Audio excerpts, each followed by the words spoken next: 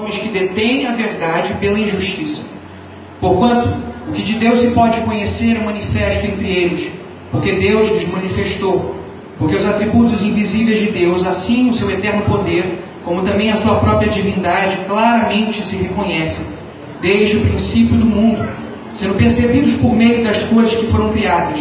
Tais homens são, por isso, indesculpáveis. Eu já tive a oportunidade de conversar com alguns ateístas e até debater com alguns deles.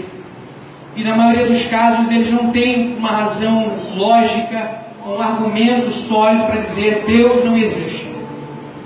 Na maioria dos casos é um problema emocional, realmente. Talvez eles tenham tido decepções com cristãos, com ministérios, ou, como eu acredito, como essa passagem diz, o homem ele detém a verdade pela injustiça. Quero que você atente ao verso 18, que ele diz assim: a ira de Deus se revela do céu contra toda impiedade e perversão dos homens, que detêm a verdade pela injustiça.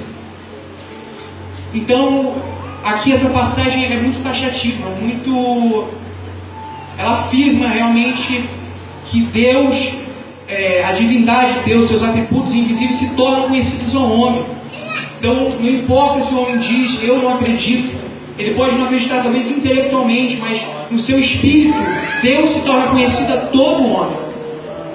Só que a maioria das pessoas elas não estão em busca da verdade, não é que elas estejam procurando por argumentos para saber se realmente Deus existe ou não.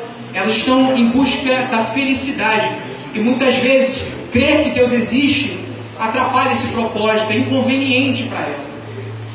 Mas Paulo aqui ele escreve no verso 20 em diante, assim: porque os atributos invisíveis de Deus, assim o seu eterno poder, como também a sua própria divindade, claramente desde o princípio do mundo, se reconhecem desde o princípio do mundo, sendo percebidos por meio das coisas que foram criadas.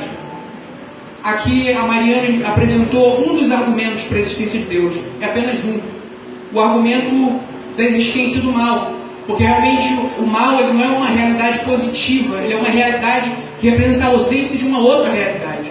Ou seja, o mal só existe porque Deus existe. Mas hoje eu não quero apresentar esse argumento.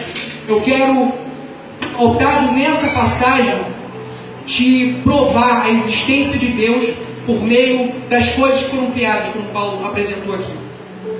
Porque talvez quando as pessoas falam de provar a existência de Deus, elas pensam uma prova palpável, de ver a Deus, de tocá-lo. Mas nós sabemos